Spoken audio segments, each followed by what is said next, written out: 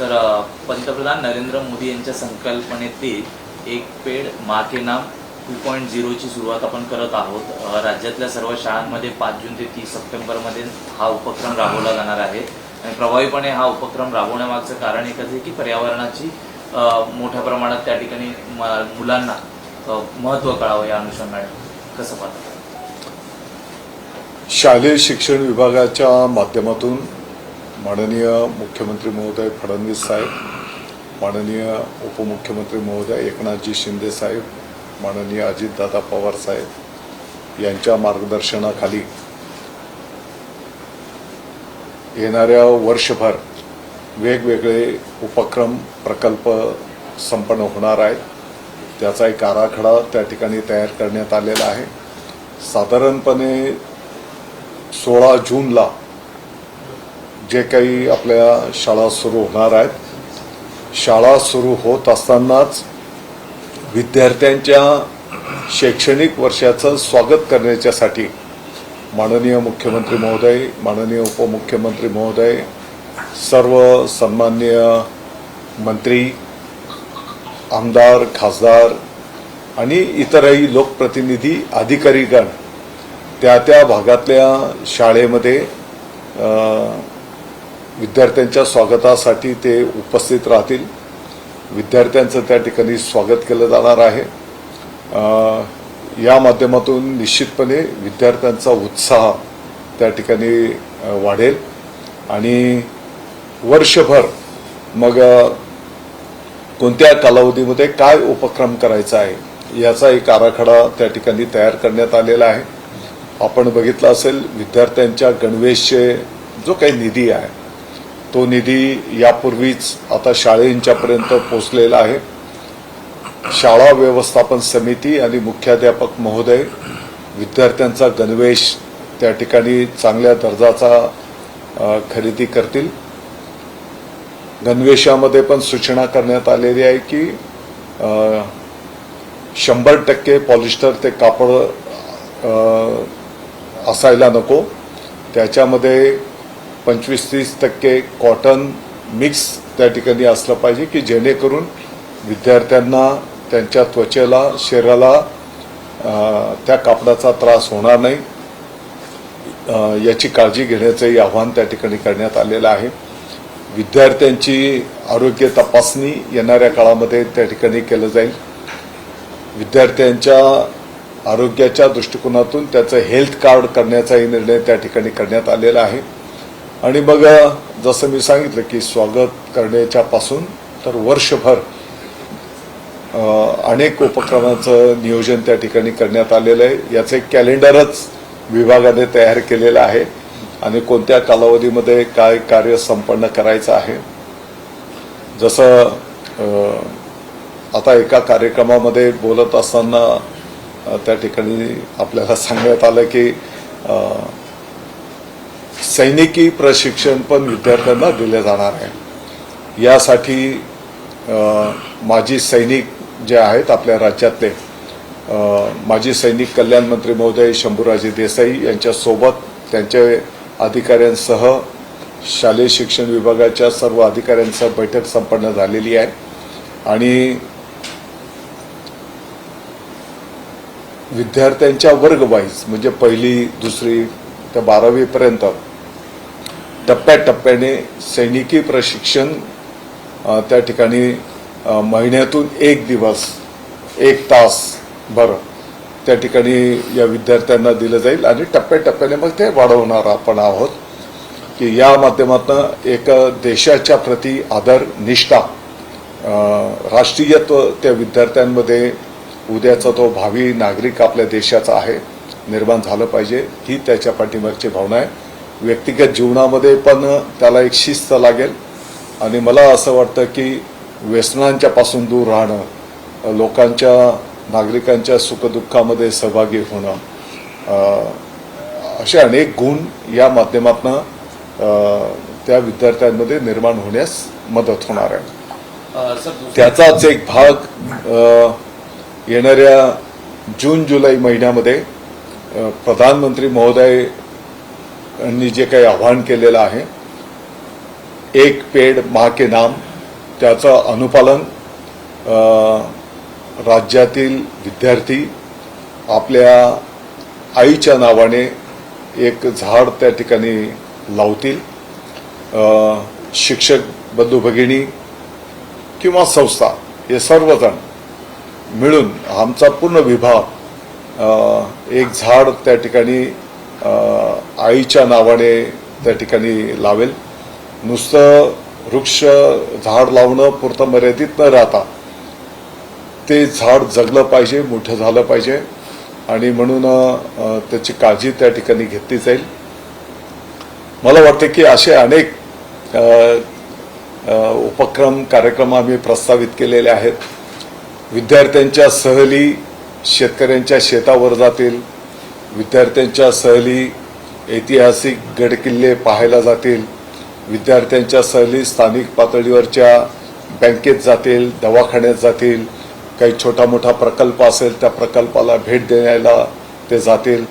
त्या गावातलं एखादं छोटंसं मोटरसायकल गॅरेज जरी असेल तर त्या गॅरेजला भेट देऊन तो फिटर कशा पद्धतीने ती मोटरसायकल ते वाहन दुरुस्त करतो इथपासून तर पालकांशी संवाद वाढवणं, संवाद साधणं.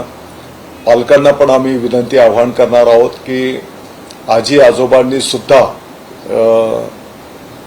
आपल्या नातवंडांशी दररोज सायंकाळी एक अर्धा तास त्यांच्याशी गप्पा माराव्या, संवाद साधावा.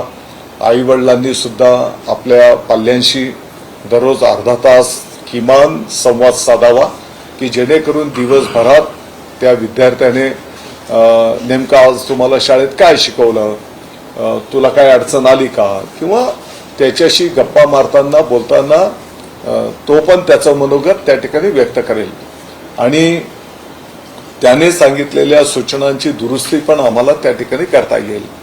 आणि म्हणून असे एक ना अनेक कार्यक्रम आपण त्या ठिकाणी चेकआउट केलेले आहेत आणि येणाऱ्या काळामध्ये पाहिजे तर एकदा शाळा सुरू झाल्या तर त्या कार्यक्रमाचं कॅलेंडर पण आम्ही तुम्हाला देऊ. सर, दुसरा असा प्रश्न आहे की अल्पसंख्याक संस्था आहेत त्यांनी नाराजी व्यक्त केलेली आहे की SC ST OBC मुळे आमच्या कोट्याला कुठेतरी धक्का पोचतोय, 50% हे आमचं कोट्याचं जे स्थान आहे त्याला धक्का पोचतोय. त्यांनी नाराजी व्यक्त केली आहे. त्याच्यावर विभागानं काही पर्याय शोधलाय का? आत्ताच्या घडीला अस्तित्वातलं जे काही नियम आहेत त्या नियमाप्रमाणे अल्पसंख्याक शाळांनी प्राधान्यक्रमाने 51% त्या भाषिक विद्यार्थ्यांना ऍडमिशन द्यावं असं त्या ठिकाणी अपेक्षित आहे.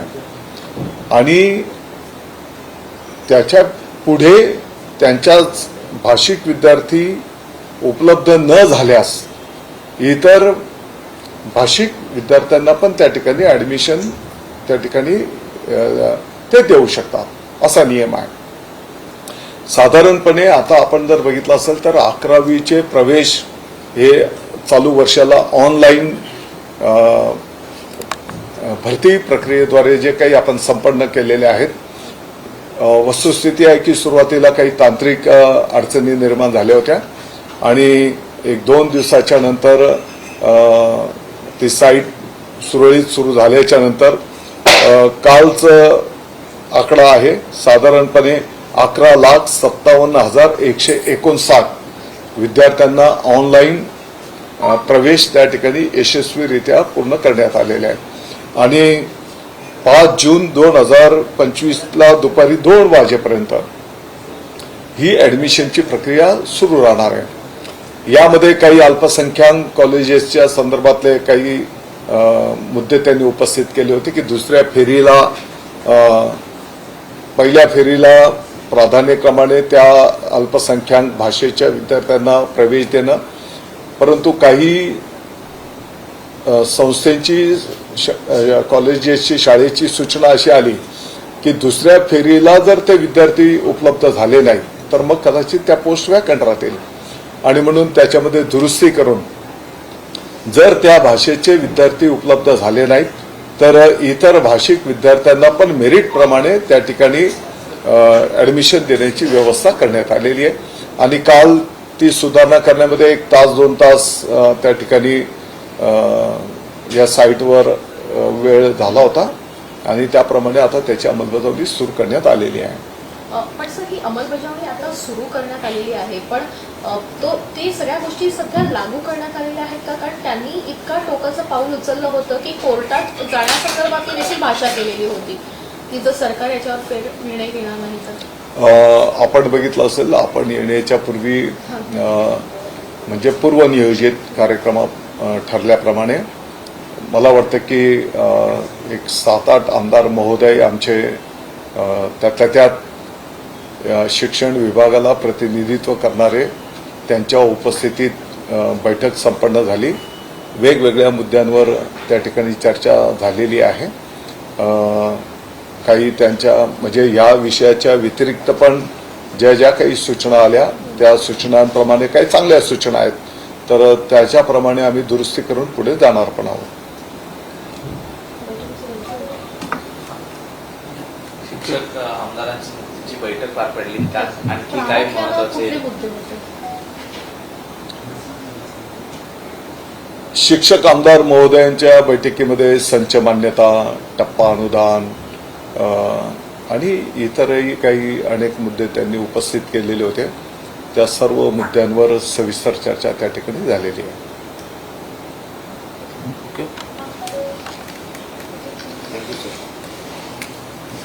आता तुम्ही दुसऱ्यांना कामाला लावणार आणखी? 7 ते 8 आता आमदार आमच्या ऑफिसने एवढा मनाव घेतला मागे, तुम्ही माझ्या लाईव्ह मध्ये आमदार तर म्हटलं होते. हे तुम्ही दाखवणार नाही, तुम्ही नको ते दाखवणार, त्याच्यावरनं तुमचं सगळं घेतलं जातं आमच्याकडे. नाही, मी तुम्हाला पॉलिटिकल बोललो 2 ना विषय आहेत आमच्याकडे की याचा एक आराखडा आम्ही तयार केलेला आहे. जसं सैनिकी प्रशिक्षण, आपले NCC, scout guide, sports teacher, त्याच्यासोबत माजी सैनिक आणि जिथे आवश्यकता पडली. एक विषय राहिला माझा, तो अर्जंट बेसिसवर तुमचे एक बाईट घेतो. बडगुजर यांची हकालपट्टी झालेली आहे. शिवसेनेचे जे नेते होते उबाटाचे, त्यांनी मुख्यमंत्र्यांना कामानिमित्त पत्र दिलं आणि त्यामुळेच त्यांची हकालपट्टी करण्यात आलेली आहे पक्षातनं. कसं पाहता एकूणच याकडे? हे बडगुजर हे निकटवर्ती होते संजय राऊत यांचे. मला वाटतं की तो त्यांच्या पक्षाचा अंतर्गत विषय आहे, त्याने काय निर्णय करायचा. आता मला वाटतं की नुसतं कदाचित त्यांना काही जाणीव झालेली असेल आणि येणाऱ्या काळामध्ये जिथपर्यंत नाशिकचा विषय आहे तर अनेक आमचे जुने सहकारी सोबत येतील आणि आम्ही सोबत खांद्याला खांदा लावून काम करणार. म्हणजे पुन्हा एकदा उभाटाला सुरुंग लावण्यात आपण म्हणजे आपल्या पक्षाला यश. सुरुंग लावणं वगैरे हा काही भाग नाही. शेवटी ती जी व्यक्ती असते ती व्यक्ती त्याच्या पाठीमागचा अनुभव, त्याचं भविष्य या गोष्टीचा विचार करून ते निर्णय करत असतात. सर, पण ज्यांना थांबायचंय ते थांबतील आणि ज्यांना जायचंय ते जातील, अशा संदर्भातली भाषा गेल्या अनेक दिवसांपासून उद्धव बाळासाहेब ठाकरे गटाकडून केली जात असल्याचं बघायला मिळत आहे. मग ते 3-4च थांबतील ना शेवटी. देश विदेशातील प्रत्येक घडामोडींचे लाईव्ह अपडेट मिळवण्यासाठी आता साम टीव्हीच्या सर्व सोशल मीडिया प्लॅटफॉर्मला लाईक, फॉलो आणि सबस्क्राईब करा. तसंच सर्व नोटिफिकेशनसाठी बेल आयकॉन प्रेस करायला विसरू नका.